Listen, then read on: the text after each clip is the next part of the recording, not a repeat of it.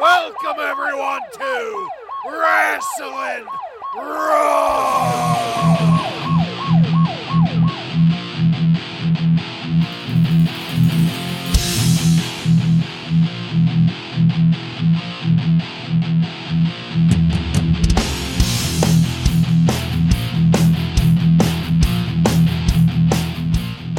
All right, you're listening to Wrestling Raw, the podcast that takes you back to when Monday Night Raw was uncut, uncooked, and uncensored. Thank you for joining us. You're here with Ryan Arico. Idly hodily. Joe Gimateo. This podcast is the best there is, the best there was, and the best there ever will be. I'm Jason Bartlett, no relation to Rob Bartlett at all, and we are going to examine WWE history one episode of Raw at a time when we get there. For the meantime, though, we are doing part 3 of the series that we're calling Raw So Far. This is the end of 1993. So in part 1, we talked about January to May of 1993. Part 2 took us from June through September.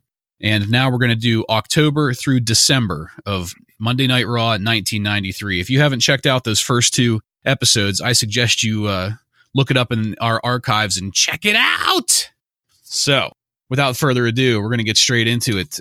October of 93, it starts off with Raw 34, airing on October 4th. Now, there's a couple minor notables here, but the big deal about this Raw was that the opening match was a 20-man battle royale to determine the new Intercontinental Champ. Now, remember earlier in 1993, the IC belt had been vacated. Shawn Michaels was supposedly fired, kicked out, suspended, whatever you want to call it, for supposedly, again, not defending the Intercontinental belt enough.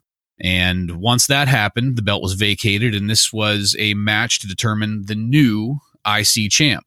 The participants in this were IRS, the 1-2-3 Kid, the MVP of all fucking people, Mr. Perfect, Diesel, Adam Bomb, Bam Bam Bigelow, the Macho Man Randy Savage, Pierre and Jacques of the Quebecers, the Giant Gonzalez, Marty Jannetty, Bastion Booger, Owen Hart, Tatanka, Mabel, Bob Backlund, and Jimmy fucking Snuka. The winners, or I should say the co-winners of this, were Razor Ramon and Rick Martel. And they'll go on to have a final match to determine the true IC champ. But let's get started with this. Ryan, there's something you're pretty happy about with this. What is that? Well, it will be the end of the Giant Gonzalez. No. Yes. Sad, so sad. Going forward, we will not see the 9-foot-tall, 1,000-pound giant. He will be slayed and be no more. So The anatomically correct hairy bodysuit. Yeah. I mean, I guess we haven't really even talked about that too much. Just how ridiculous the hairy bodysuit was. What was that even like? So did he not have any hair? I'm guessing like a plucked chicken. Yeah. We'll have to do some research on that. Maybe we should. Maybe he had that alpaca. I think the biggest thing about it was that it gave him the appearance of having some kind of musculature. Because maybe that was it. Because I mean, and he was a hair. shitball all around, and I just looking at the way he moves and looking at the shape of his body underneath the bodysuit, he doesn't look like he was all that cut or ripped. And I can just imagine Vince McMahon somewhere saying, "Well, God damn it, at least make him look like he's muscular." Whenever they were coming up with that, It could be the explanation, but it's kind of odd. yeah, very very off-putting. Yes. But really, that's it. That's what's notable for Raw 34. Moving on to Raw 35, airing October 11th. And this is a match worth mentioning. This is not by any means a contender for match of the year, although this was a damn good match, in my personal opinion. Razor Ramon defeats the model Rick Martel to win the WWF Intercontinental Championship. Like I said, it was a really, really decent match. Joe, what'd you have to say about that one? Yeah, I don't want to put the match down at all because I think it was good. And these are 2 good workers, but I just think it's weird that Rick Martel was in this match. It wasn't like they were going to give him a push or anything after this. So there was no real lead up to it either. Yeah, there was no lead into it at all. So it's just it's kind of a weird pairing. Obviously, they wanted to put the belt back on Razor quickly. Yeah, the Rick Martel as an opponent, I didn't really get that, but it was a good match. Yeah, work-wise, absolutely. They were both fairly tight. I mean, Rick, this is kind of the old school versus new school, even though we haven't gotten to that point in the WWF yet. But Rick Martel and Razor Ramon, both really, really skilled hands in the ring. It was a joy to watch compared to everything else that's going on right now in the WWF. Speaking of joy to watch, in this episode, we also have an interview. Vince interviews Ludwig Borga in ring.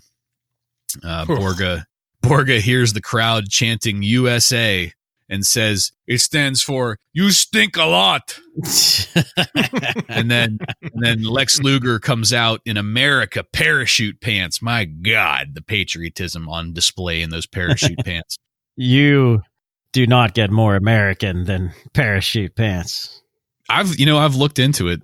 That's a hot commodity on Amazon. American flag parachute pants.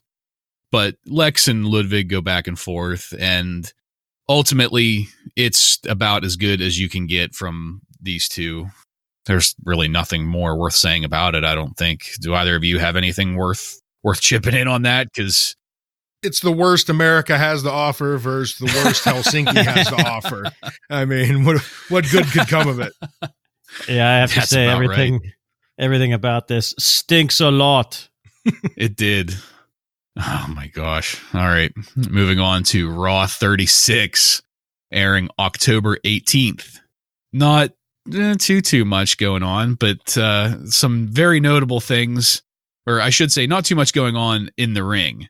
Besides the truly epic summit to end all summits, the Savage Crush Summit.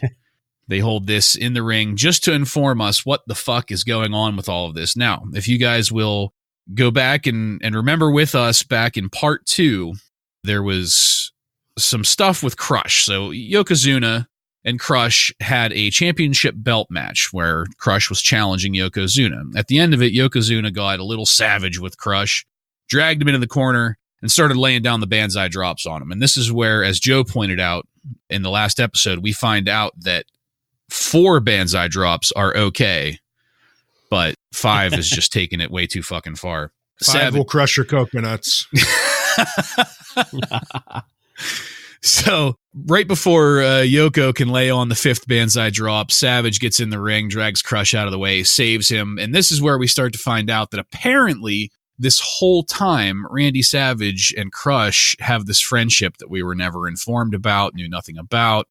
It's just kind of assumed that we all know what's going on here. We really didn't at the time, but there were some phone calls back and forth with Heenan checking up on Crush or Crush calling in to talk shit on Yoko or whatever, and Savage would get on the line with him and say, are you okay, brother? And Crush would just hang up on him. And that was all we knew at the time. But now here in Raw 36, we have the Savage Crush Summit, which finally explains to us what the fuck is going on. Apparently, they've been really good friends this entire time. This summit, Brudas, yeah, as Crush would say. It's really, really lame. That's to be sure. You've already given it too much time. Yes. Yeah. But I just feel that the listeners ought to know that this is what we're building up to. All of this stupid shit that happened before was the epic Savage Crush Summit. This is what we're doing to Randy Savage at this point. Well, not just that, but the build up to it and the way that they're treating it here. They're talking about it's like a meeting between fucking Kennedy and Khrushchev here or something. Anyway, it like with everything else Crush related, it falls very short of being entertaining. Further on in Raw 36, Vince talks to us here at home and gives us the phone line to call and vote on whether or not Shawn Michaels' suspension should be lifted.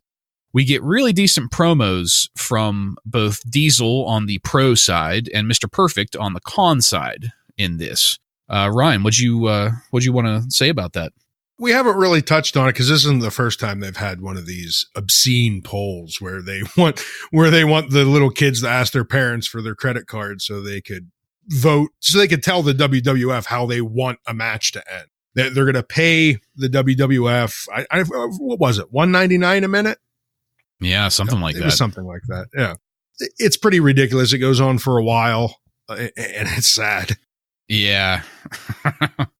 What's he say? Kids, don't forget to get your parents' permission before you call. Yeah, Vince, don't forget to ask your parents. Yes, drink your Ovaltine.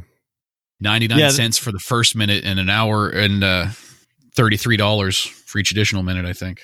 Yeah, it's a total scumbag move. I mean, it's not like these calls were going to change any of the storylines. And it's not anything like now how you can go on to, is it celebrity.com? Where Cameo. Joe for Cameo, that's it. Cameo.com, where you could pay people like The Godfather to talk about your bachelor party that's coming up. That I highly recommend. So maybe that could be another sponsor. Yes. Yeah. Fingers crossed on that one. Cameos.com. Cameos.com. I wonder if Crush is on there. Hopefully not. The ghost of Crush. One of us needs to become a Crush impersonator. Brother. No. Yeah. We should just let him go, man. What type people would have to judge you on what type of life you lead if you devote any time to becoming a Crush impersonator.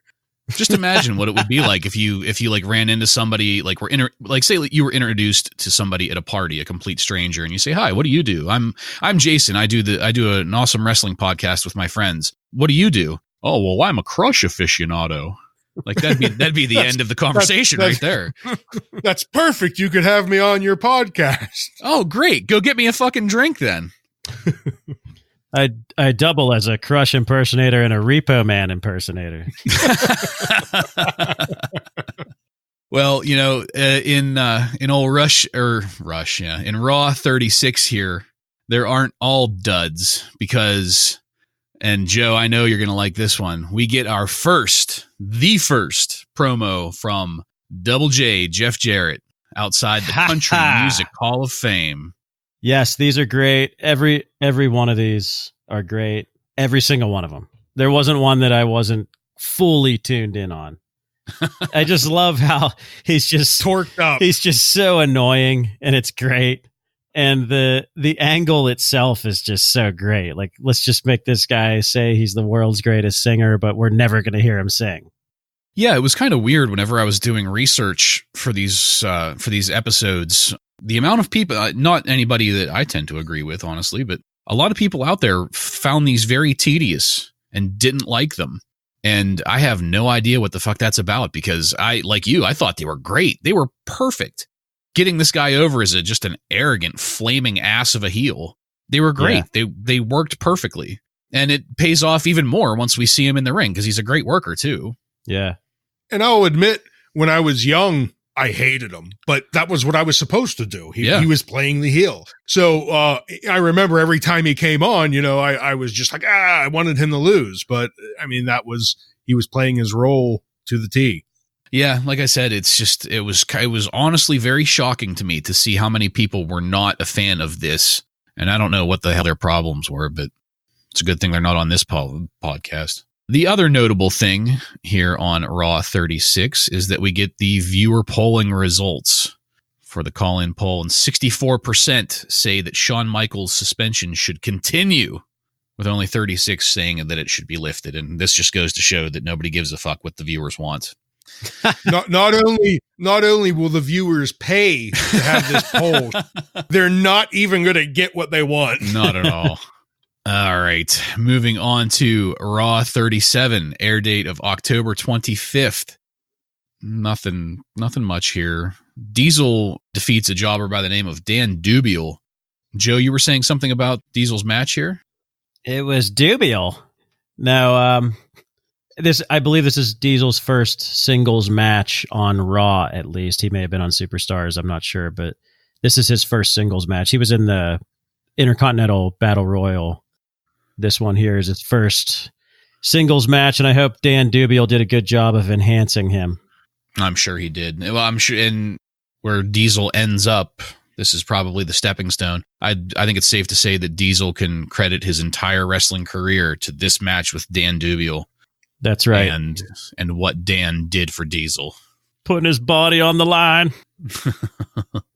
This is going to be it for October. We get in Raw 37 we get another Jeff Jarrett promo, which we've said it already. These are all gold. We don't need to go over every single one of them in detail unless there's something especially awesome about it. But it's to be assumed that Jeff Jarrett promos are gold. So yes, you did skip over the high flying match of the 1-2-3 Kid versus Marty Jannetty that ended in a double count. I'm kind of glad he skipped that one. That will start a couple match team up with the 1-2-3 Kid and Marty Jannetty. I believe they form a partnership up after they faced each other here. It doesn't last very long though. It's a miracle that the 1-2-3 Kid survives with function in all four of his limbs. Well, and to be honest, Marty Jannetty, it's where he belongs, is in tag team action. Yeah, agreed on that one. And that's going to be it for October. Like we started to say earlier, there's not a whole lot happening in this stretch of the WWF. So, Joe, do you have any notable news for us for October of 1993 in the wrestling world? Yes, I do. We mentioned that Jimmy Snuka appeared on Raw for the Battle Royal, and I think he appeared shortly before that too, correct? Correct. And I have in my notes that it was against Brian Christopher. I can't remember if that was correct or not. Brian Christopher is starting to make appearances, who we know as, what was he, Grandmaster Sexay? Yeah. Brian Lawler, Jerry's son, of course. And who also had a tragic ending. Yeah, recent too, so R.I.P. And I believe as we record this, just about a month ago, Jerry the King Lawler filed a $3 million lawsuit against the police department that he was in when he died. So wow, that's some current news as we record this right now. As you remember, Jim Ross has a radio show that WWF is doing, and he had Randy Savage on and just blasted Hogan on this radio show. And there are thoughts that this may have been a work, but nobody's quite sure. Not sure exactly what he said on there, but I know there was mention of Randy Savage accusing Hulk Hogan of ruining his marriage with Elizabeth and a couple other things. Randy was very volatile at this time. Yeah. Another note here for October is that Sabu is trying out for the WWF at this time. We know Sabu from ECW. Yeah. Big fan. Love me some Sabu. Another note is that Shawn Michaels legitimately did not return the Intercontinental belt, so a new one was made for Razor Ramon, which explains the two belts that we see later. Can you guys guess what the most popular show in the world at this time was? Think about most popular show in the world, not just the U.S. Yeah, October of 1993. Yes, I'm going to go with Perfect Strangers. Fresh Prince. No, it is Baywatch. Oh. And we had a WWF star appear on Baywatch. Can you guys guess who that was? Crush. It is a favorite of the Wrestling Raw podcast. Rich Myers. Jeff Jarrett. Giant Gonzalez. Oh. Oh, God. Boo. Yes. And that is how we are going to end the news of October 93. Well, thank you for that. We're going to move on to November of 1993 and kick off November with Raw 38, airing November 1st. Like many other things, there's not a whole lot worth mentioning here. I thought that, at the very least, the tag team match that is third on the card, the Smoking Guns defeat a tag team by the name of Well Done.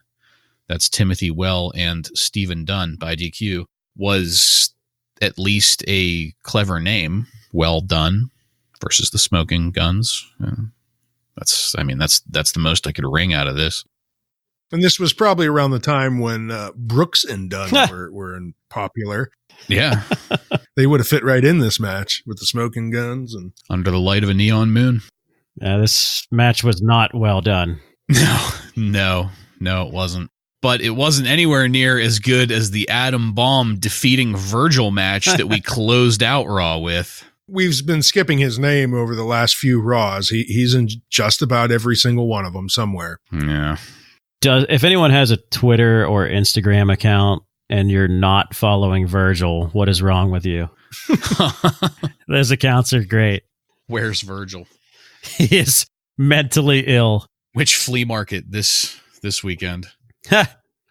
Okay, so in Raw 38, we did get a couple decent promos, interviews, that kind of thing. So this episode of Raw began with a half-naked Bastion Booger being interviewed by Bobby Heenan.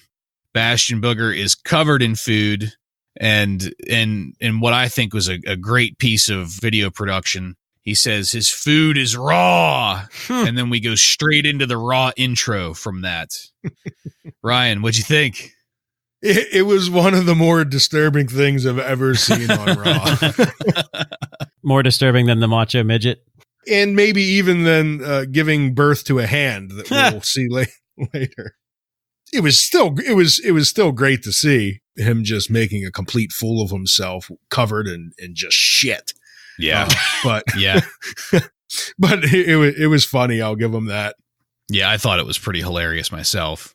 I think it's safe to say that the people on this podcast are huge fans of Jeff Jarrett's promos and also the Bastion Booger. Yeah. Yeah, absolutely. Oh, by the way, I did listen to his entrance on YouTube, and you were right. It's just weird fucking noises. Yeah, it's just him snorting and grunting. And it's like heavy breathing and grunting, yeah. It's the sound of a slow death by sleep apnea. Yeah. So moving along with this, one of the other segments that we have in Raw 38 is Vincent J. McMahon? K. McMahon. I can get that straight. K. Kennedy, that's right. K is Jr. Yeah. You're thinking of Homer J. Simpson. That's right. That's right. It's an easy mistake to make. Vince interviews the Foreign Fanatics. Jim Cornette cuts a fantastic promo here. I think it's safe to say, well, no, I shouldn't say that quite yet. I don't know about you guys, but to me, as far as managers go, Jim Cornette is up there. He's probably number one, if not tied for number one with some of the others that are great. But I am a huge fan of Jim Cornette. Joe, do you have thoughts on Cornette here? Yeah, I agree with you. Especially at this time, he's obviously the best manager because you can't really count Bobby Heenan since he's just doing commentary at this time. Bobby Heenan number one, Jim Cornette number two for me, for all time managers. And this is like perfect because the Mr. Fuji promos were so bad up to this point that they desperately needed Cornette to come in and fix that. But I think it's weird with this Smoky Mountain Wrestling collaboration that's going on. I think in the last Raw, we saw Rock and Roll Express had a match.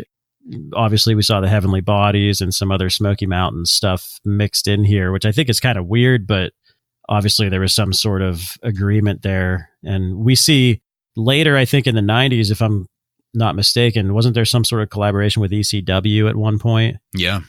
So that's kind of weird, but yeah, Jim Cornette's awesome. I love it. Every time he's on the mic, he's got my full attention. Now, Joe, to your list, I would have to add Paul Bearer in the list of great managers. Yeah, yes. Good call on that. You know, I've tweeted at Jim Cornette to find out, because I don't know if you guys follow him on Twitter at all, but he's very prolific there. He is still ever the showman and ever the promoter. He sends out a lot of product. He sells a lot of stuff, a lot of DVDs. And I've tweeted at him trying to find out where I can buy one of those tennis racket covers, like an authentic Jim Cornette tennis racket cover. And he never got back to me. So, wow. I'm sure he would love to sell you one. What the fuck, Corny? I want one. Get to me. Well, and we know that he was a writer too during some of the best times in WWE. Yeah. So yeah, got to give him that too. Maybe you should tweet at his fetish. What was the guy that brought up it? Yeah, remember? The banana in the ass. Yes, the banana in the ass thing. It's something out there on the internet that supposedly he likes to take bananas up the ass. Well, I doubt I'm going to get a tennis racket cover now. Jeez. Just ruined it. We could edit this out. Well, if you want to buy women's underwear from Virgil, just go to your nearest flea market.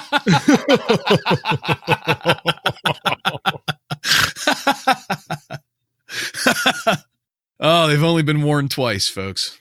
So, aside from this in Raw 38, we get another Jeff Jarrett promo. Like we said before, it's gold. No need to dwell too hard on that.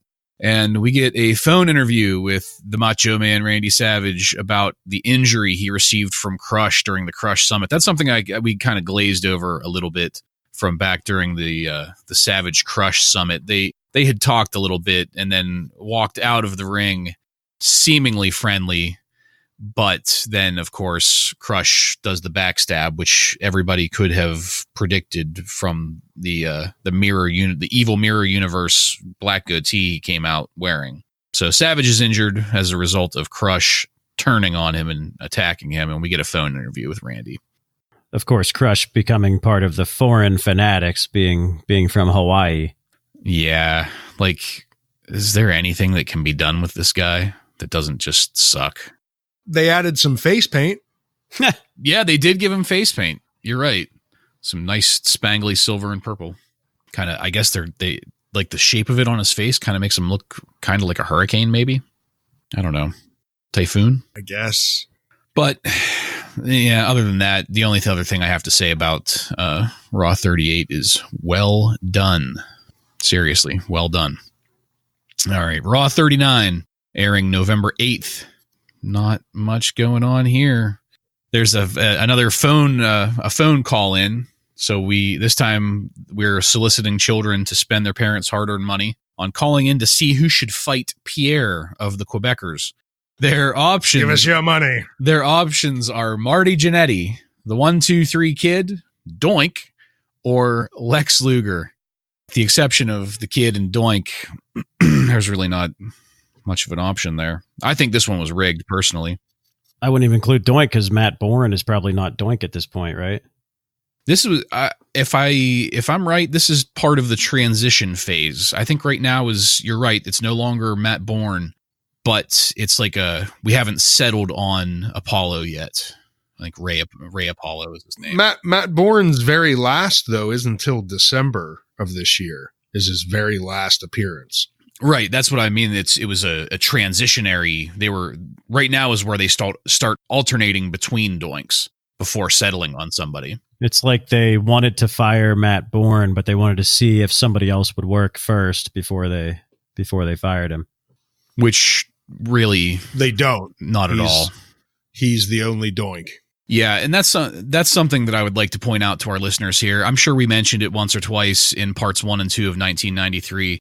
Matt Bourne, the original Doink the Clown, was absolutely fantastic in this gimmick. And if you go back and watch these episodes, there are these, aside from the skill in the ring, and he was an excellent technical wrestler. Aside from that, there were these small, just snapshots of his awesomeness during his matches and during his ringside things. Watch his facial expressions. Watch the way he goes from a laughing lunatic to like this 1,000-yard stare serial killer thing going on. I mean, it was genius. Matt Bourne was the best Doink out of all of them, and it's a damn shame. He was believable as an evil clown. And I mean, and they had to change the gimmick even after he left because the other people couldn't sell the evil clown. Yeah. They just acted like a normal clown in the ring.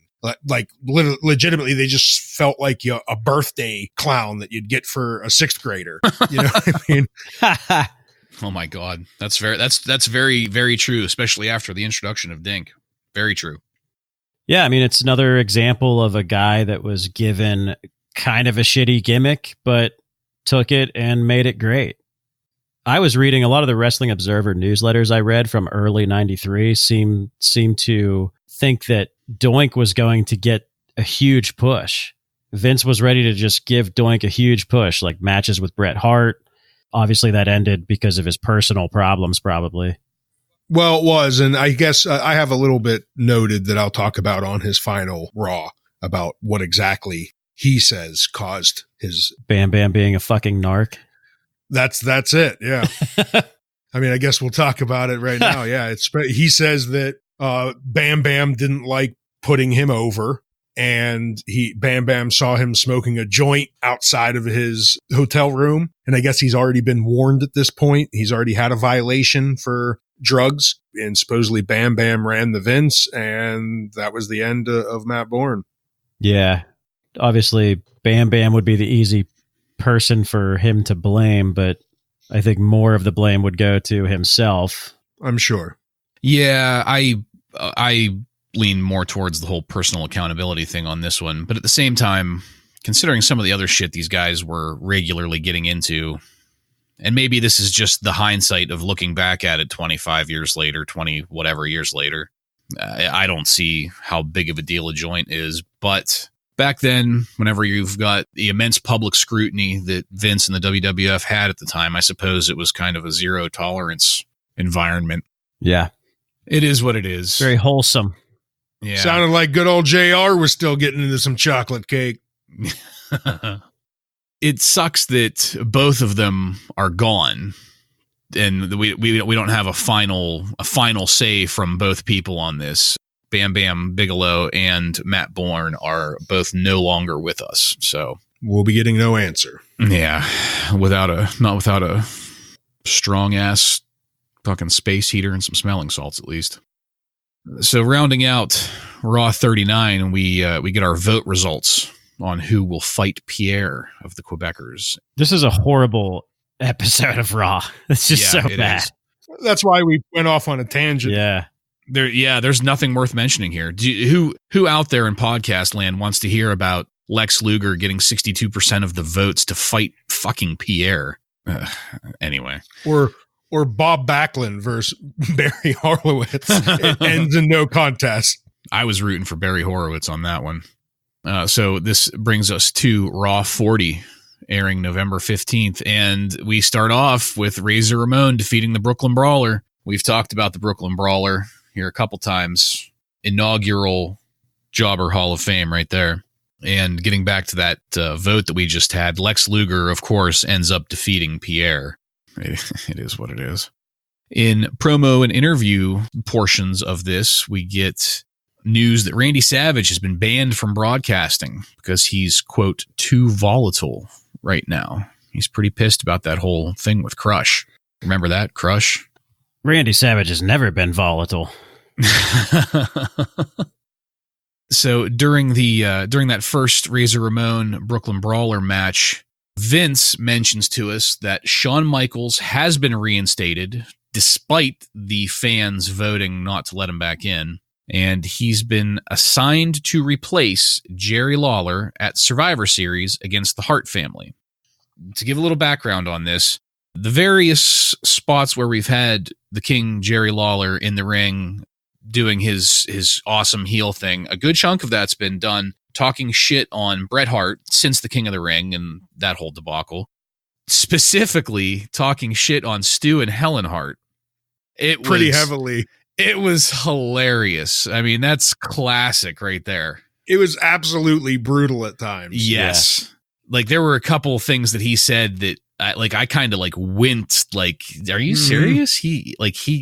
They told him it was okay to say that. Cause you have to remember this was all, well, I shouldn't say all, maybe 95% of it was all cleared ahead of time. He told them what he was going to say and they signed off on it. So good on them for being able to sit there and take that kind of a tongue lashing because, man, he fucking dished it out to him. He did. And up until this point, it's been Jerry Lawler with 4 knights of varying colors, the blue knight, the red knight, and the black knight, I do believe, against the Hart family, which would be Owen, Bret, and then Keith and Bruce Hart. Is that right, guys? Yes. Okay, that's what I thought. There are so many fucking Harts, it's kind of hard to keep track of the names sometimes. But that's what's happening here. Shawn Michaels has been reinstated and assigned to replace Jerry the King Lawler against the Hart family at Survivor Series. Did you guys have anything you wanted to mention about that, Joe? Something about? The announcement, I totally missed it. Like I know the backstory and what happened, but I missed the announcement. I guess it makes sense because we know that Jerry Lawler was accused of raping a teenage girl at this time. I read that it happened, that he was indicted on November 12th, 3 days before this Raw. We know that the girl accusing him of this later said that nothing happened, but this went on for a little bit because of they had to obviously investigate if it actually did happen and who did it. And because of that, they had to ignore all of the money that the fans paid in the poll and bring back Shawn Michaels so they could at least salvage something out of this match. Yeah, just to be clear to our listeners, the accusations against the King Jerry Lawler were recanted. The girl made it up, according to history. So we get also in this Raw, we get a Crush promo threatening Randy Savage, which moving on. Yeah, we get oh boy, guys, we get the All-Americans in the ring. This is at the time a 3-man team that needed a fourth going into Survivor Series, and we reveal that the Undertaker has joined the All-Americans. He comes to the ring, and then in this really just weird non-Undertaker-like display, spreads open his Undertaker jacket to reveal the lining has been lined with an American flag. And it's this just really cringy moment. Ryan, just how bad is it? I, as I mentioned in other episodes, am a giant Undertaker fan, but this is something I completely blocked out. I didn't even remember it in the least. When I was rewatching these episodes and saw this, I just was, what? that just doesn't fit at all. I guess Death Valley is in America, but I that's the only thing I could think of, I guess.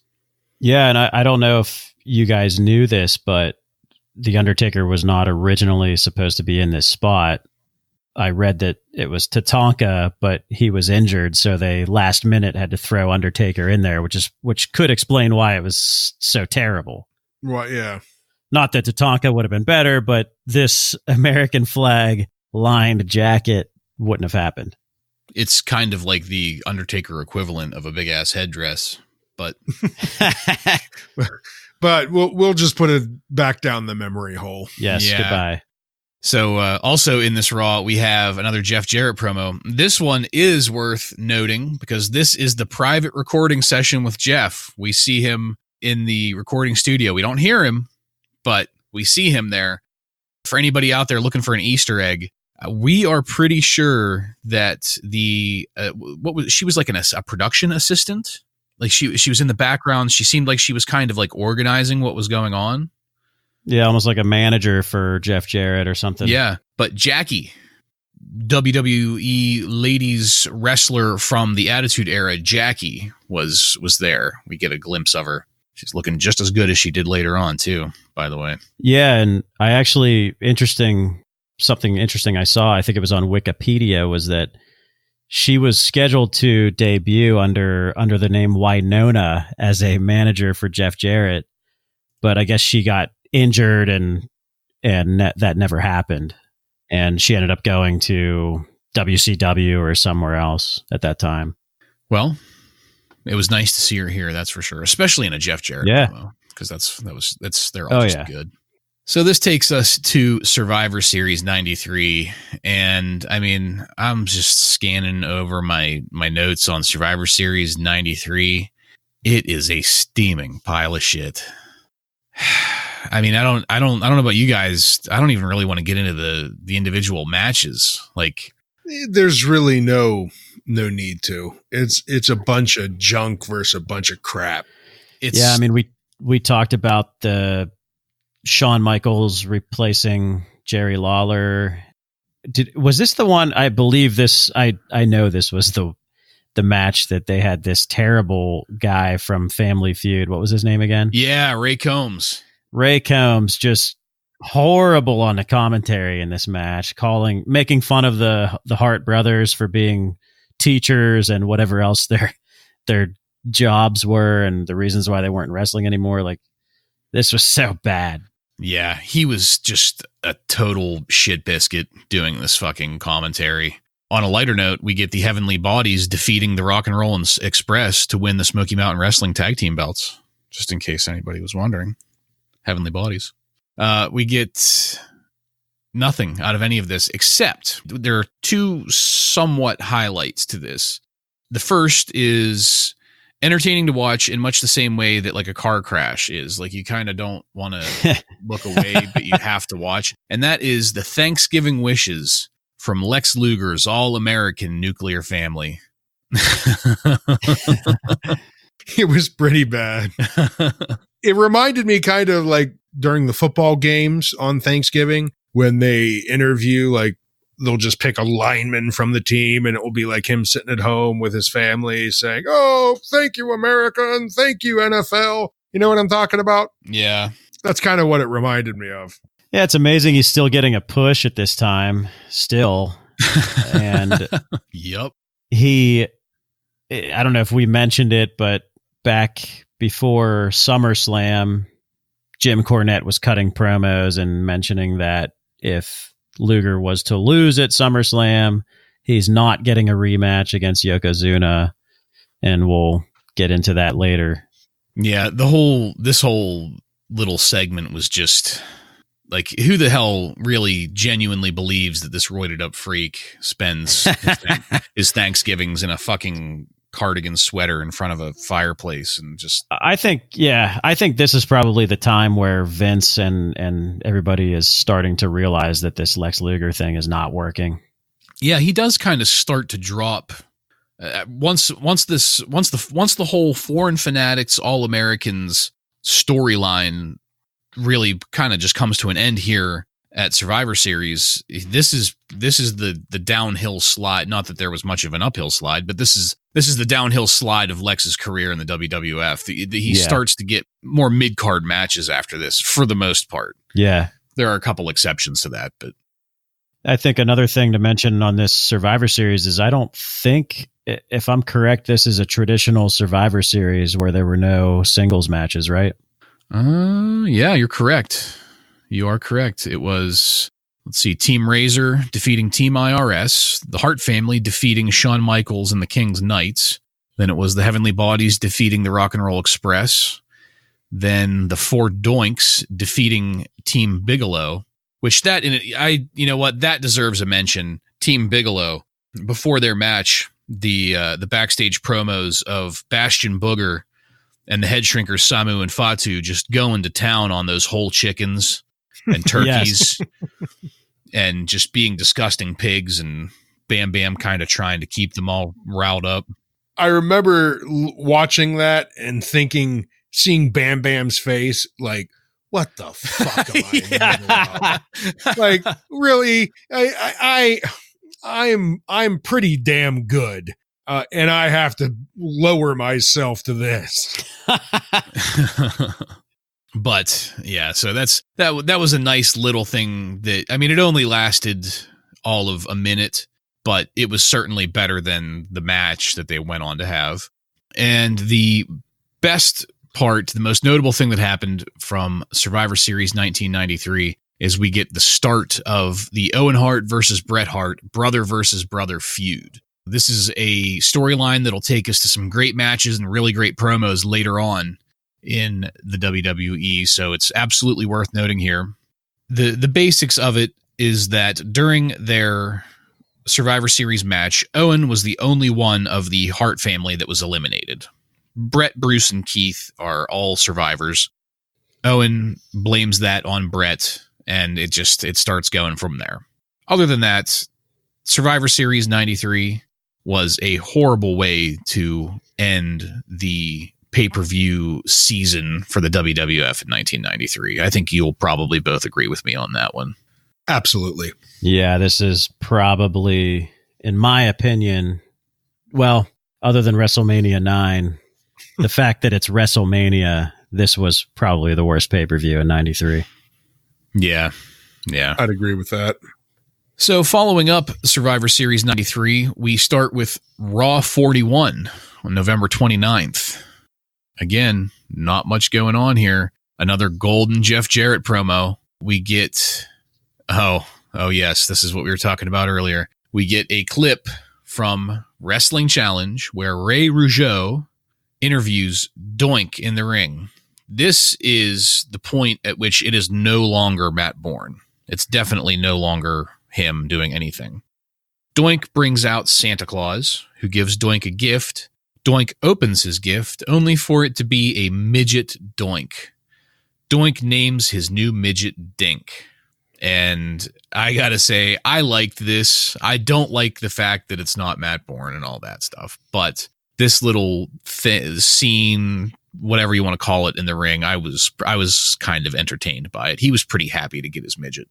He at least wasn't as disturbing as Mini Macho. I mean, it's the same guy, though, right? Yes. The Mini Macho is Dink, yeah. The just weird, disgusting Hannibal Lecter mask that he has as Mini Macho just makes him downright terrifying. Nightmare fuel. Yeah. Yeah, it was clear that this was not Matt Bourne. Like, you could easily tell. When he talks. Yeah. Plus, he was just kind of happy, but not in a lunatic type of happy. Yeah, I guess that's the clear distinction between them. There's no longer the evil clown, and it's now just a fucking clown. Yeah. Yeah. There's also a Superstar of the Year presentation from Vince here that was the result of fan voting. Bret Hart wins, with Lex Luger being the runner-up of all the fucking things. Of course he was. Yeah. At least they didn't try to force that one on us. That would have really pissed me off. I feel like, again, this is just Vince trying to figure out, do the fans like Lex Luger or not? Again, I think this is the time where he's thinking, this isn't working. So it's like, what can we do to try to put him over, but not put him over too hard? Yeah. I get the feeling that at this point it's just kind of like damage control and trying to recoup the investment, you know? Yeah. As far as notable happenings for November 93, I know we all wanted to talk about this one. This is the end of Bobby Heenan in the WWF. He makes his last appearance during a WWF TV taping. His last appearance will air on Raw 42 on December 6th. His last appearance is recorded in November.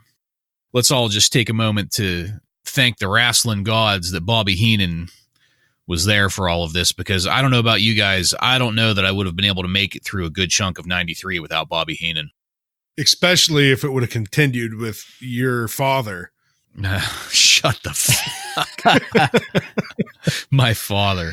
Oh my God. Yeah. Yeah. Rob Bartlett was a fucking, he was a fucking trash bag. It's no way to talk about family. Yeah. Bobby Heenan is just a legend. And at this time, yeah, he was obviously just limited to commentary, which was great, but definitely, the prime of his career was earlier on when he was managing and doing commentary here and there. But yeah, he was so great.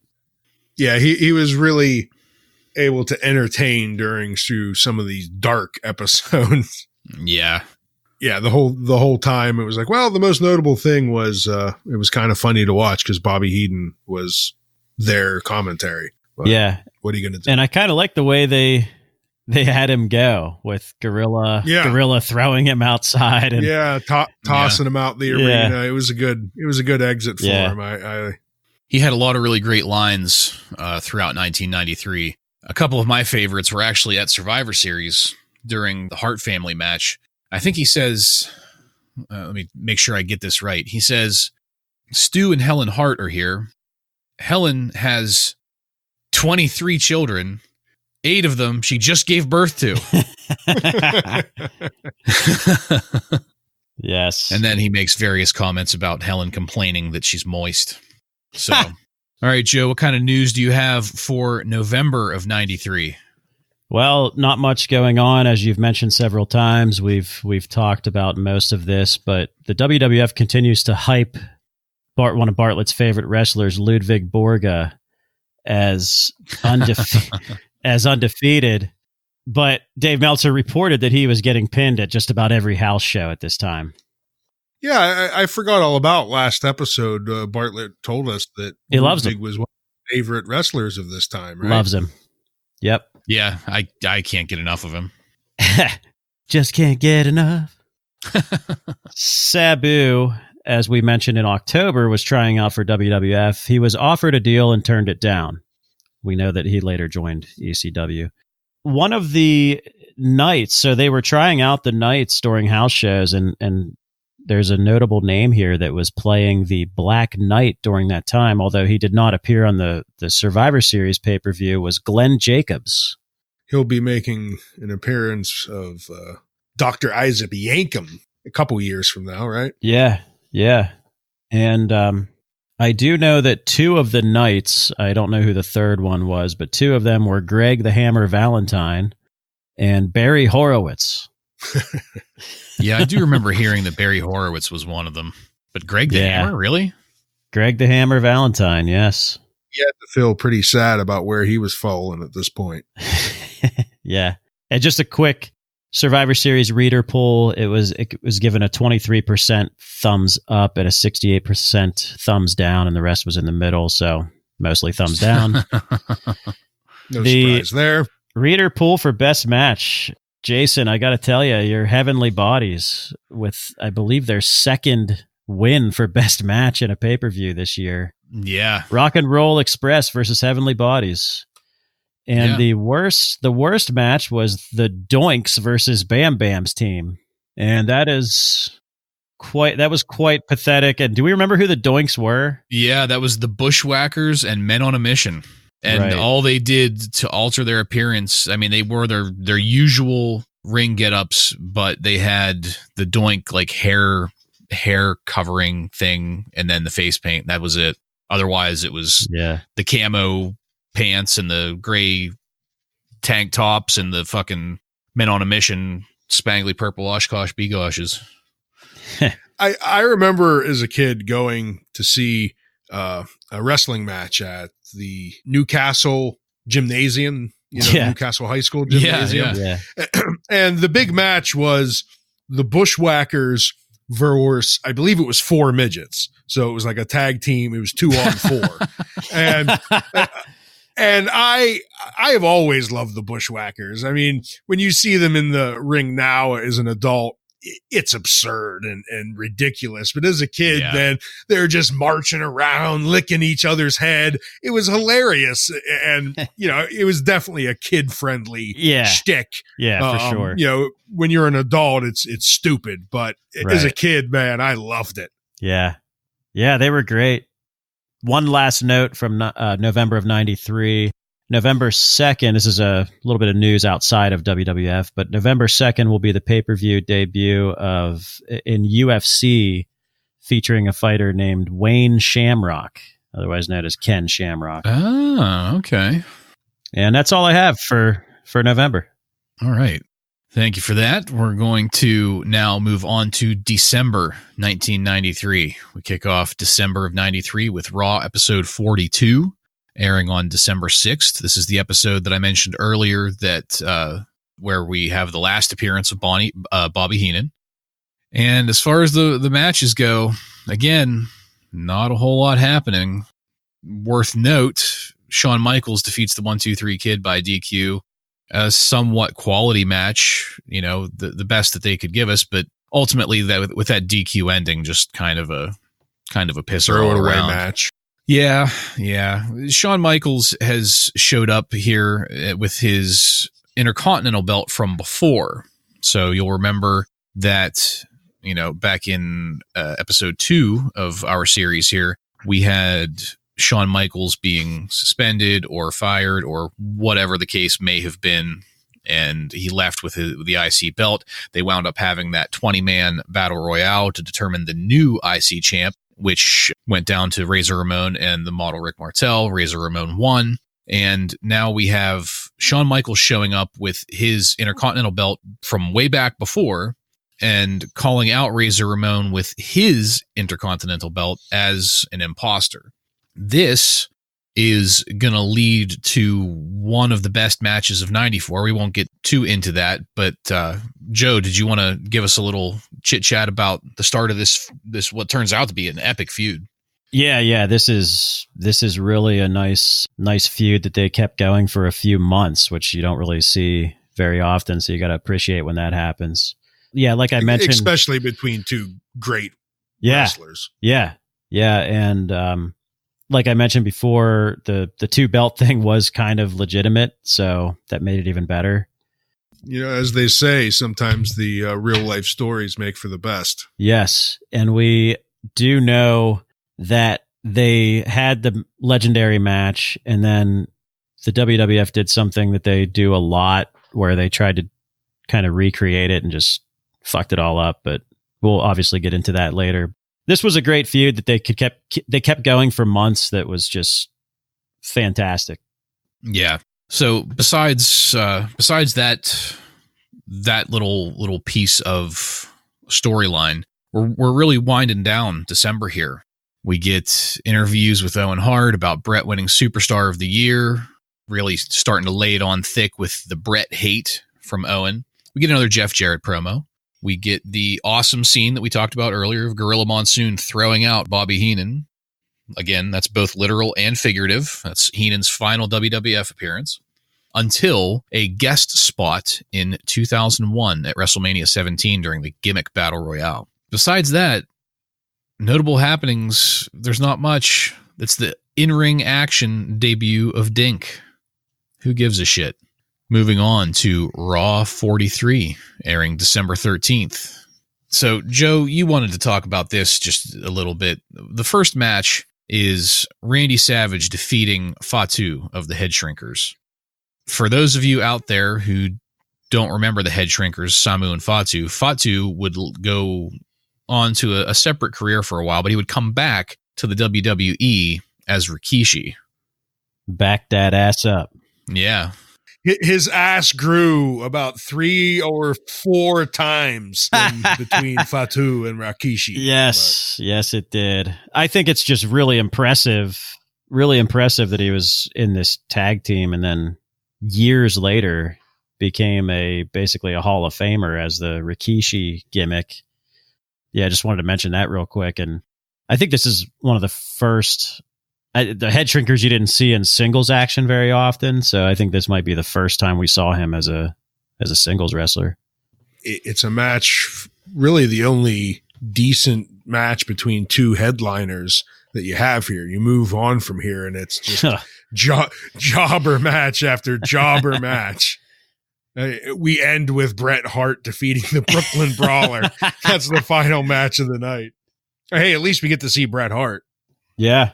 Yeah, defeating the Brooklyn Brawler. So that's an okay match, kind of. But yeah, I mean with the Head Shrinkers. So we have 2 tag team matches in this Raw. We've got I take that back. We've got 1 tag team match, but the Head Shrinkers and the other tag team in this Raw, the Smoking Guns. So this is kind of a testament to what we've talked about before with the general state of the tag team scene in 1993. We've got the Quebecers being champions. We've got the Steiners on their way out. We've got the Smoking Guns. We've got the Head Shrinkers. And at various points, we have the Bushwhackers showing up, although not in any kind of real tag team contention. They pop up here and there to fill in the card, but that's about it. And the Heavenly Bodies. So well done. Yeah, very well done. And I would like to think that if there were better tag teams surrounding them besides just the Heavenly, and I don't, to the best of my knowledge, the Head Shrinkers never faced the Heavenly Bodies, I don't think. But as a tag team, the Head Shrinkers weren't that bad. They were just kind of stuck in a pile of shit that surrounded them, But I don't know. I won't go out there and say that the Head Shrinkers were the worst tag team of 1993 by any means. Oh, definitely not. No, they're just, but they're definitely a tag team that you just kind of forgot about until now. You know, you remember obviously the legendary 80s and 90s tag teams, but these guys, I don't know about you guys, but they were guys that I sort of just forgot about. Yeah. Yeah, same here. Whenever we started rewatching all of this, and before we had seen them, there was a mention of the Head Shrinkers, and I thought, whenever I heard the first mention of the Head Shrinkers, I confused them with the Wild Samoans, Afa and I forget the other ones. The tag team that Lou Albano managed, Afa and it doesn't really matter. Also was the Head Shrinkers at one point. Yeah, were they? I knew they were I just knew them as the Wild Samoans. No. Captain Lou comes and managed the Head Shrinkers for a little bit. Yeah. He needed something to do. I know at some point the Head Shrinkers, there was a third one that was working in, I think maybe because of injuries to one of either Samu or Fatu, but I don't think we've reached that yet. Well, for promos and interviews in Raw 43, we have another phone line voting poll where the fans call in and vote as to whether or not Randy Savage should be allowed to return to hosting WWF Mania with Todd Pettengill. I want to say that there was an overwhelming vote in the affirmative for that. And I don't know why so many people hate Randy Savage and want to punish him and put him back with Todd Pettengill. No accounting for taste, I guess. Tad. I hate Todd. Can we talk about Todd Pettengill again? You really want to? No. Okay, good. We get another Jeff Jarrett promo. It was awesome. Vince interviews Owen Hart backstage. Owen challenges Brett to a match, and that's where we leave it. Something very notable about this Raw is that Jim Cornette co-hosts with Vince McMahon. I want to say that Cornette is one of those voices and styles that is only good for promos. I'm not trying to shit talk the guy or anything like that, but a solid 45 minutes of him with Vince McMahon was almost a little too much for me. What did you guys, Ryan, you agree with me on that one? I like Jim Cornette, as we said before, and you mentioned, but yeah, him as a co-host, he just couldn't hold my attention long enough in that capacity. It was like sitting there trying to take a banana up the ass. But it really does start kind of a sad point right now in the commentary, because we're going to have Vince, but now that Bobby Heenan's gone and they haven't quite brought Macho Man back, we get a bunch of episodes where they just keep on trying out different people. Most of them are terrible. Yeah. Most, not all. No, right, but most. There's some of them. Yeah, some of them were like taking a big girthy banana right up the ass. Yeah. I agree. Speaking of girth, if that's your thing. Speaking of girth, I don't know if you guys noticed all throughout 93, the use of the word girth, especially. I thought we were bringing up a Blue Chew commercial. No, I mean, that would be a good opportunity.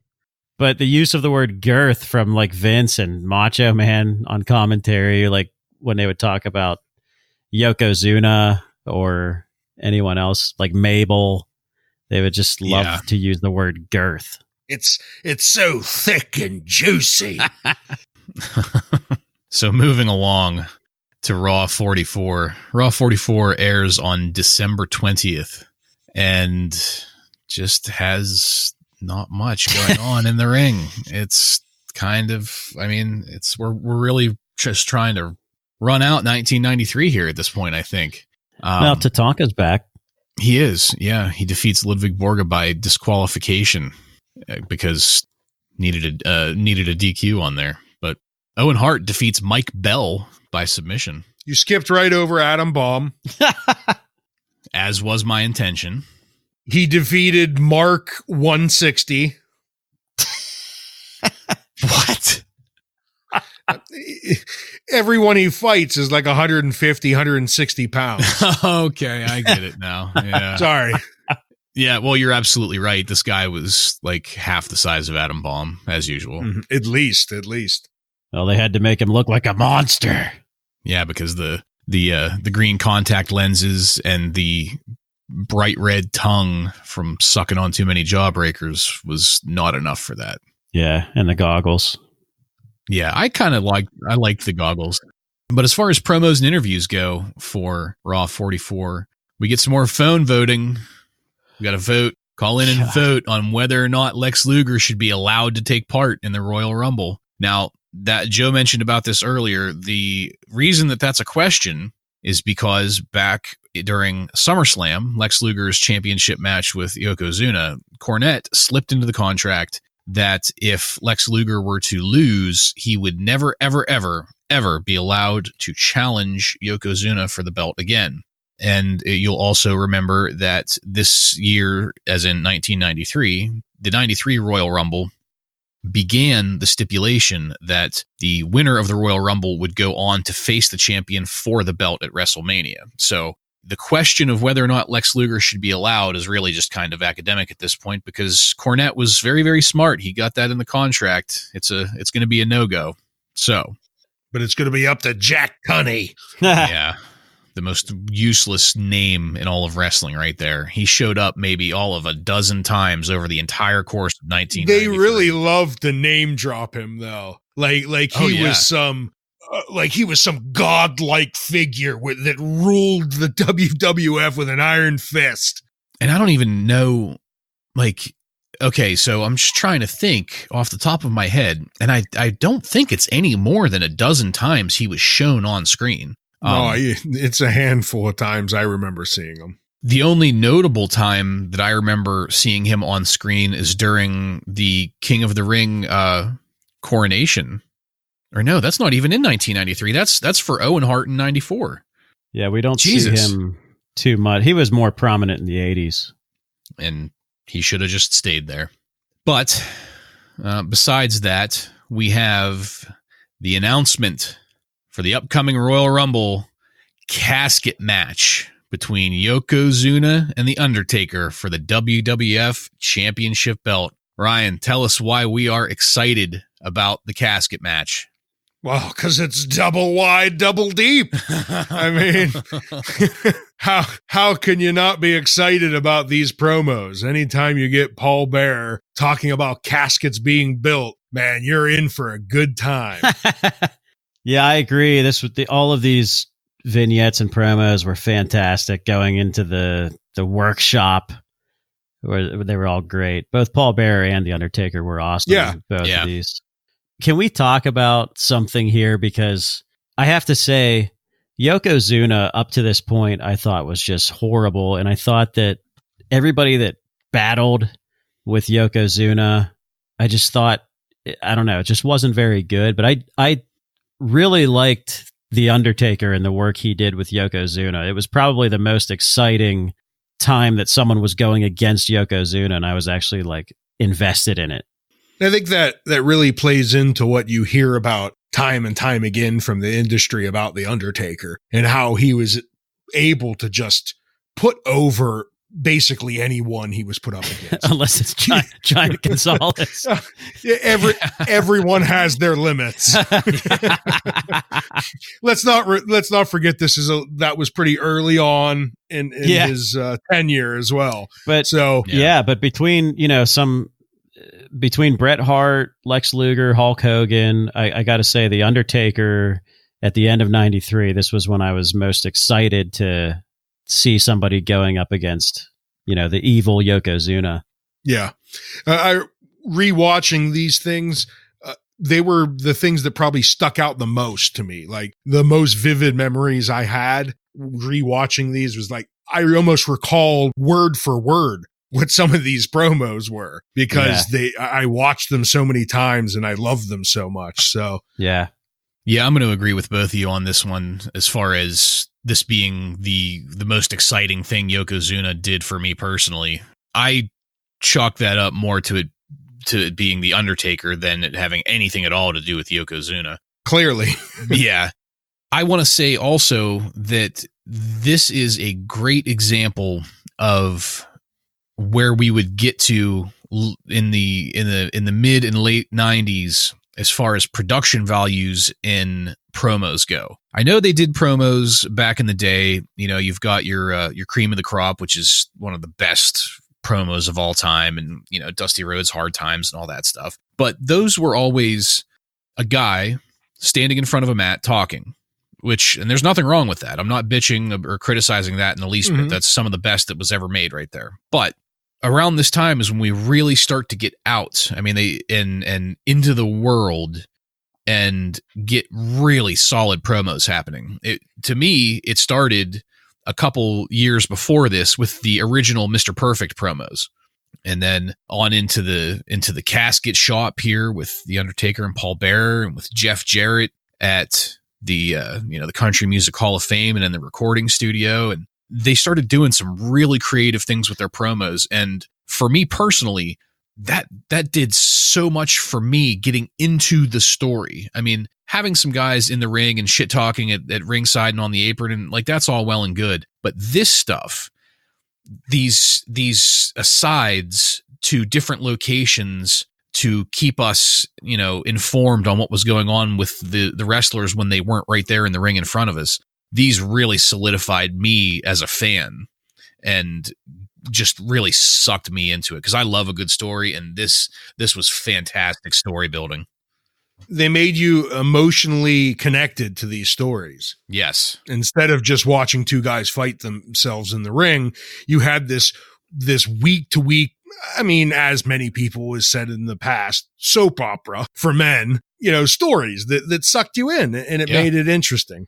Yeah. And I was listening to, I forget if it was Jim Cornette. I think it was Jim Cornette. I think he was talking about Harley Race, who just died recently. Mm-hmm. Yeah. And he was talking about how he first heard about Harley Race and all this stuff. And Bartlett, you mentioned about the promos with Mr. Perfect, with Jeff Jarrett, especially the Jeff Jarrett ones. Like, it's nice that they do all these vignettes and promos before we ever see him wrestle. I mean, we saw probably 5 or 6 over there introducing this character, and another one that we're going to talk about that's a NASCAR driver real soon, or even a shitty one like Duke the Dumpster. But anyway, sleeping in the garbage. Yes, and there's a lot of garbage to clean up in the WWF. I got a pretty good laugh out of that promo. Yeah, I gotta say, him just laying at the bottom of the dumpster.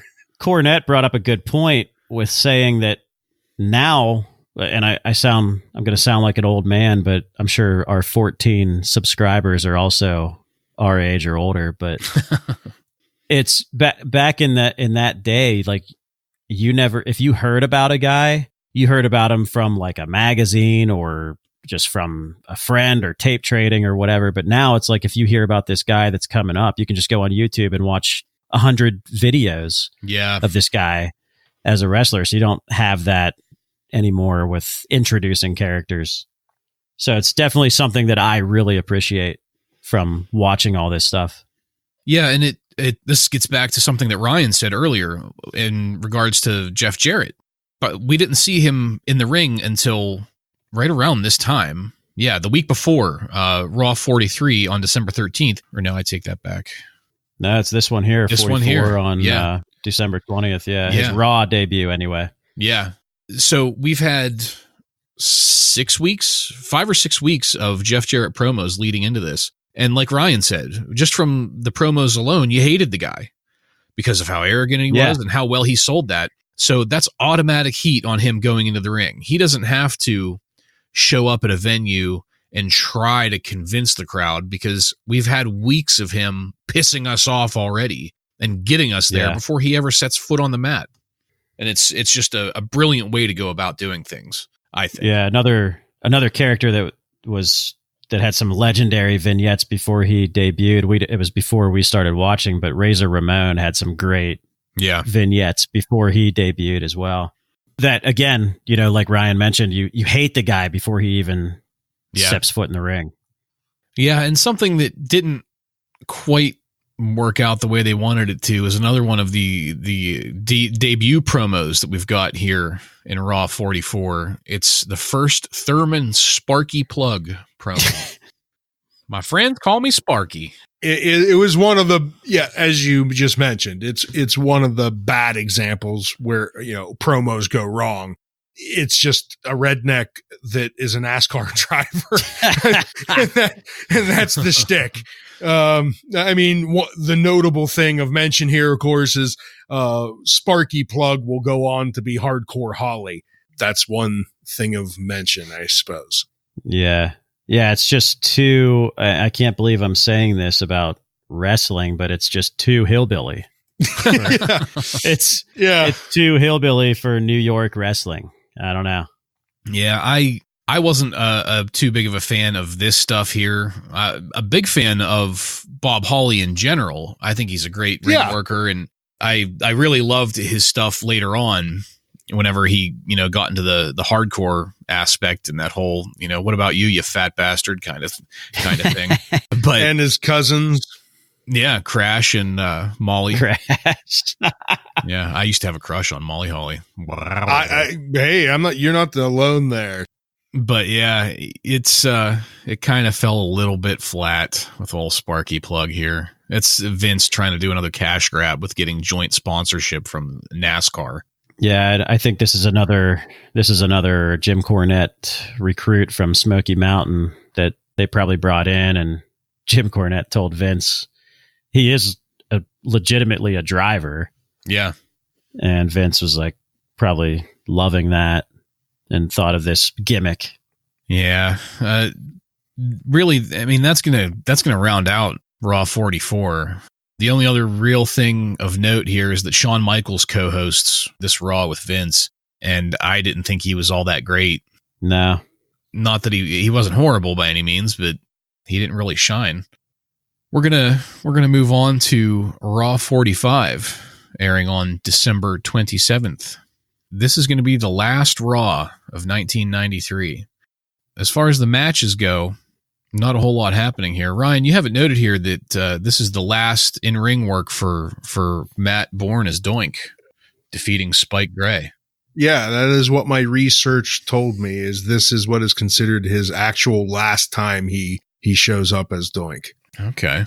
Yeah, we said earlier that that was definitely not Matt Bourne accepting Dink, which that wasn't. But as far as working in the ring, this is Matt Bourne's swan song. Not to outdo that, but following that match, we have Crush defeating Mike Moraldo. Oh, poor Mike Moraldo. Good old Mike Moraldo. In case any of our listeners aren't familiar, he's a very good jobber, yeah. Mike Moraldo. So it's sad to see him having to job here to Crush. Yes. How about that jobber that Razor faces, Jason? What's his name? Oh, you mean Derek Domino? Yeah. Wonder where they got that name. Whenever I was watching that and they said his name like on the little chyron at the bottom going into it, I was like, what the fuck is this? Yeah. Who picks this shit? Was it the guy that picked it? Did Vince pick it? Like, where did he get this guy from? Anyway, so as far as promos and interviews go, the poll is still open on allowing Lex Luger into the Royal Rumble. Yeah, more of a money grab here, guys. It's if only those lines were still open, we could call and yes. What's hilarious is that whenever you're on the network rewatching this stuff in the present day, they blot out the numbers and what's it say? Line is no longer active or something like that. Yeah, because some asshole tried to call. I would have. They'd probably still take your money. Yeah. Adjusted for inflation, of course. Yeah. Besides this call-in bullshit, we get another brilliant promo from The Undertaker and Paul Bearer from The Undertaker's Workshop. Quang promo. Quang demonstrating his mastery of ninja skills in the martial arts. It was crazy because before this promo, I had no clue that he was a master of martial arts, because I don't think they've ever mentioned it before. Nah. No, well, to be fair, we haven't seen Kwang in quite some time. Yeah, thankfully. Was Kwang even on a pay-per-view in 1993? I don't think he was. No. It's not worth looking up. No, I'm pretty sure this is the first time we see Kwang, period. And it just goes to show that's how much we don't give a shit about Kwang. I mean, I do my best to forget him. The bigger highlight, not quite as big as the Undertaker Paul Bearer promo, but the bigger highlight, certainly bigger than Kwang, are highlights from the Women's Championship tournament. And Alundra Blaze cuts a promo for us. And this is the first view of women's wrestling that we see on Monday Night Raw, which I was kind of happy to see.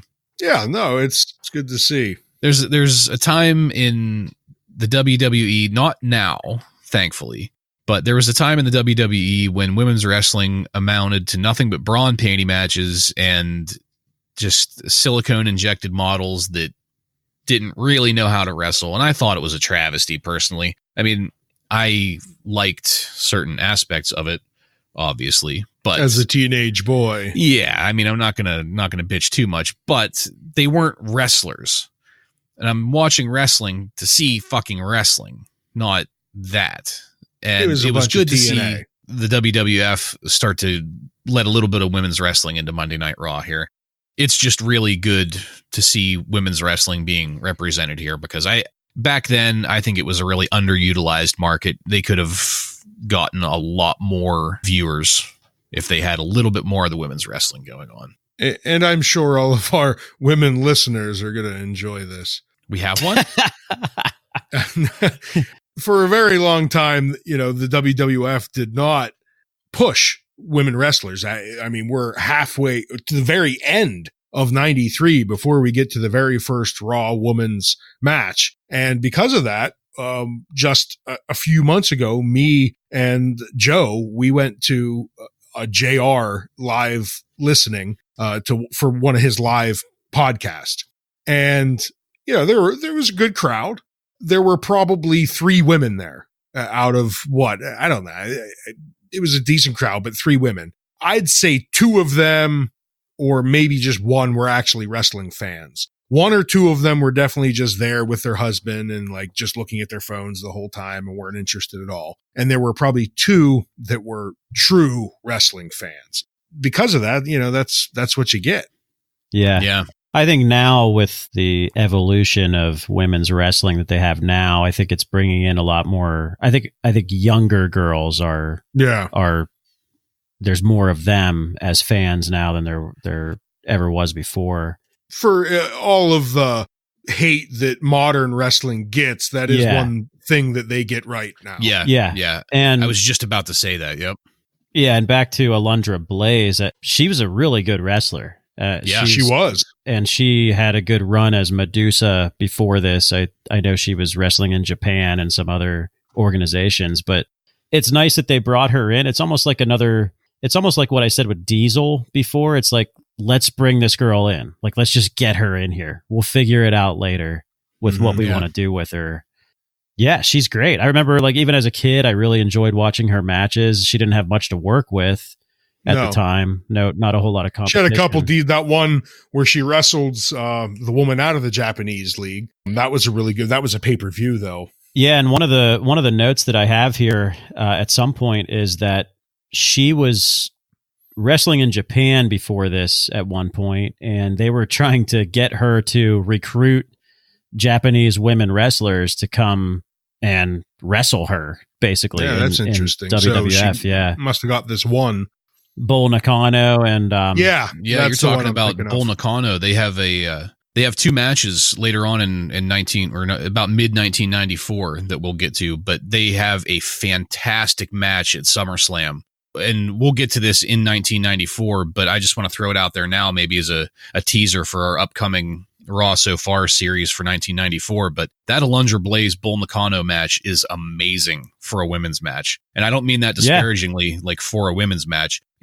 Women's matches have kind of different rules and different expectations set to them because they're not, the Giant Gonzalez matches, but Alundra Blaze and Bull Nakano was a fantastic pairing for a match. It was I'll leave it at that. Yeah, it's a great thing to see women's wrestling getting its due here, and not just a bunch of mostly naked women running around in the ring. Other things of note here for the final Raw of 1993, the Quebecers co-host with Vince. Whoop-de-fucking-do on that one. And we get an in-ring action debut from Johnny Polo, the Quebecers manager, also known as Raven. He defeated Marty Jannetty. Yeah, well, again, let's just thank our lucky stars that he made it out of it with all 4 limbs working. That's going to be it for December. Joe, do you have some noteworthy news for us for December of 1993? Yeah. Well, there's not a whole lot going on, but I think the most important thing here is that we haven't seen Mr. Perfect in quite some time. At this time, there was some speculation that he maybe left the WWF. Nobody's really sure why, but just noting that we haven't really seen much of him lately. And another thing of note here is that it's outside of WWF at the time, but Davey Boy Smith and Sid Vicious were fired from WCW at this time. So there's obviously rumors swirling that they're going to come back. Rumors swirling that softball season is about to come in. Well, it's December. It's, the season's over. So yeah, not in Florida. It's year round down there. That's true. Yeah. He's got some free time now. And the other thing that Dave Meltzer notes in the Observer here is that the plan for the title match at WrestleMania is still not set at this time, and which is interesting because usually, by now they would know the WrestleMania title match stage would be set, but they're not sure. They're just, again, it's Lex Luger just sucks. Well, I mean, enough said on that one. Yeah, that's all I have for December. So that's going to wrap it up for 1993 in WWF wrestling for us. I don't know about you guys. I'm glad we're done with it. What do you say? Absolutely. 93, goodbye. Yeah. No, please give me another Crush match. Yeah. Adam Bomb, we need you. So we can't close this show out without making a final determination on what the best match of 1993 was. So just to remind our listeners here, in episode 1 of Raw So Far 1993, we talked about the Mr. Perfect versus Ric Flair in Loser Leaves Town match that aired in January of 93 on Raw. And we also discussed at the King of the Ring that was a semifinal match, King of the Ring semifinal match, Mr. Perfect versus Bret Hart. And if you want a deeper dive into those matches, go back and listen to episodes 1 and 2 where we talk about them. What do you guys think, Joe? What's your best match of 93 of those two? I think when we reviewed that, I chose the Bret Hart versus Mr. Perfect match as my favorite out of those two, and I still stand by that. Even though the finish was a little bit weak, I still liked that. I still liked the whole match overall. I liked the commentary, and I liked that both guys went for their finish and they countered it. I thought it was great. I think it was at an advantage a little bit because it was on a pay-per-view compared to the other one being on a Raw. They were probably limited on time, but yeah, that's my favorite match out of those two. All right, Ryan, what do you say? I'm going to have to go on the other end from him, and I'm going to have to say the Flair Mr. Perfect is probably my favorite. You said because of the kind of a shitty ending to the match is one of the reasons for me. To be honest, because it was just Raw number 3 is also one of it. I mean, it was actually just such a raw, where so early on, and we get such a great match between two veterans, one of them being the greatest of all time, Ric Flair. I mean, we got to watch his final match for quite some time in the WWF, and it was really something to watch. So for me, for those reasons, that has to take the spot. Well, it looks like I'm going to be the tiebreaker here. I am putting my vote in a very solid way for Mr. Perfect. See, that's the hanger right there, because Mr. Perfect was in both of these matches. He's the common Yes. thread here. And I dare say Mr. Perfect is probably one of the top wrestlers of 1993, even though he wasn't really there a whole lot. There weren't very many other people that you could put up there in that weight class with him. Obviously, you have your Owen and Bret Harts and, Shawn Michaels, Scott Halls, but not really too many other people. But my vote is going to be going to Mr. Perfect and Bret Hart at King of the Ring. That match was one that literally had me on the edge of my seat while watching, even as an adult here. Back in the day, it was exciting. As an adult, it was an exciting match. I can't say enough about it. I gushed pretty well all over it during our review of it in episode 2. So, I won't get too far into it, but as Mr. Perfect would say, it's just simply perfect in every way. I do agree that the ending of that match was a little bit flat. I won't dock points for that, though, because the rest of the match was so good. The Flair Perfect match, on the other hand, I personally, and this is just personal opinion, I felt that wasn't enough out of Ric Flair. And I'll leave my opinion at that. That's not something that I would necessarily want to argue, because it was a great match. I absolutely agree that it is a worthy number 2 for match of the year. But I just don't see that as being Flair's best. If that had been Flair's best, then I don't think this would be. I think that would far and away be the top match.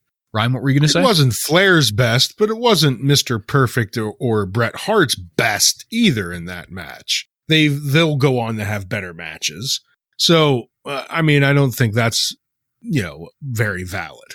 Yeah. One thing that I will say about another thing that I really liked about the Hart Perfect match is the storytelling overall. Not that the other one wasn't bad, but we talked about the ending with the handshake and everything. And yeah, absolutely. One thing I think that justifies the poor ending, I hate calling it a poor ending because it really wasn't, but I think one thing that justifies that is you have this story. If you think about the story aspect, these are 2 top wrestlers, just great wrestlers. So you got to get that quick pin to be able to beat somebody that good. And then even after Bret wins, Mr. Perfect's pounding on the mat, he got me, type of thing. So I think it sort of justifies that finish a little bit. The one thing that is just great about this match, though, is, again, Mr. Perfect, and just how he so effortlessly switches between face, heel, back to face. It's like it's nothing, the way he just does it in the middle of the ring that a lot of other wrestlers would just struggle with doing over a long period of time, let alone doing it in the middle of one match. Yeah, he carries the crowd with him throughout every move, gripped in the palm of his hand. Yeah, it takes a lot. It takes a real star to be able to work a babyface versus babyface match and be able to work as heel in a match. And we see it again with a match in '94 between Bret Hart and 1-2-3 Kid. Yes. Yeah. You almost see Bret Hart playing the heel in that match. And obviously we'll talk about that later, but yeah, that takes skill to be able to do that. Just really respecting the story aspect of it. Yeah, I absolutely agree. Yeah. So it seems like, based on our personal Wrestling Raw voting, it's going to be Mr. Perfect, Bret Hart, King of the Ring '93 is the best match of 1993. Suck it, Ryan. Hey, it's a great match, so I'm not going to fight too hard on it. Yeah, like I said, the Flair Perfect match is an absolutely worthy number 2. I can't dispute that at all. Yeah. So, to cap off our episode and to cap off 1993, we're going to do highlights and lowlights. Ryan, what were your highlights and lowlights of 1993? Well, for me, the highlights are The Undertaker, his promos. We raved about them for quite some time earlier, so I'm not going to go into too much detail, but they were definitely one of my highlights. Not the flag sewn into the coat of The Undertaker. That was definitely one of the lowlights of the year. Bastion Boogier, I'll make him one of the highlights. Yeah. Get to see his disgusting antics. They were a riot. Crush, everything about Crush. a low light. Every time we get to see him on the screen with his blonde mullet, it just ruins everything. And I'll let you guys cover some of the other poor and great aspects of 1993. Joe, why don't you hit us? Yeah, for me, I think I have to say I like the fact that the Intercontinental Belt really meant something at this time.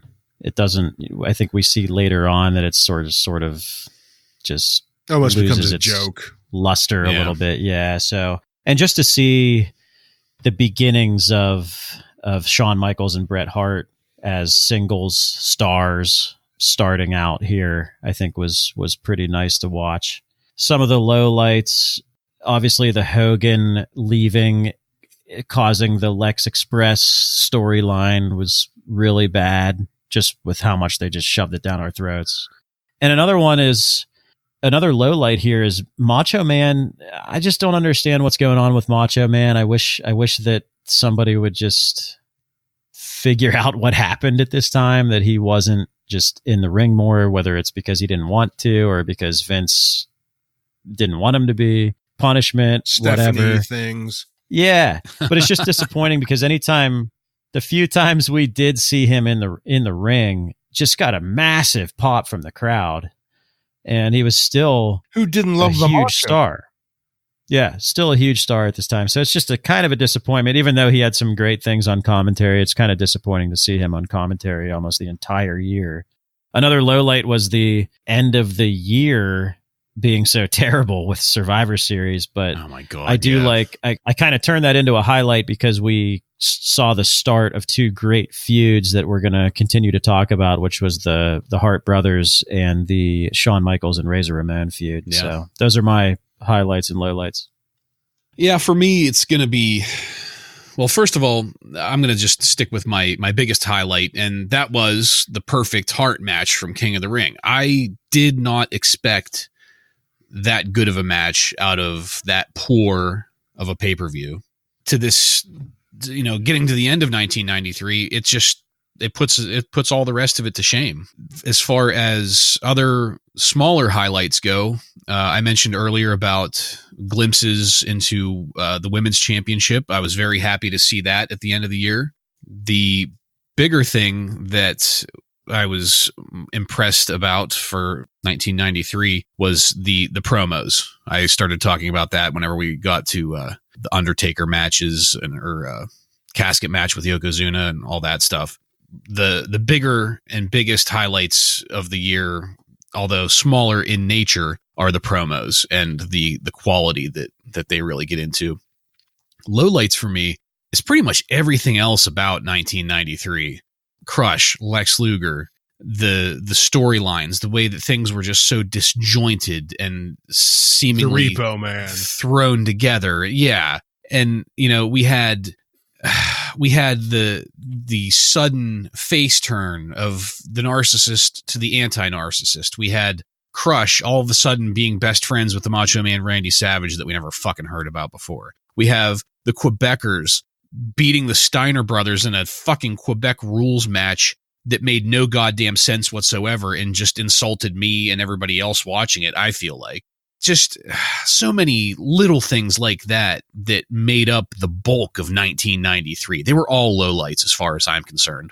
And I think we've said this already, but I'm glad we are done with 1993. And I'm sure our listeners out there can tell all of this is the reason that we didn't want to go back and rewatch this. Especially WrestleMania 9, which is arguably the worst WrestleMania in the 90s. Yeah. A couple things I forgot to mention was the Observer Reader Awards for 93. Couple things here. Bret Hart was voted the number 3 best wrestler, and there were no other WWF wrestlers in the running there.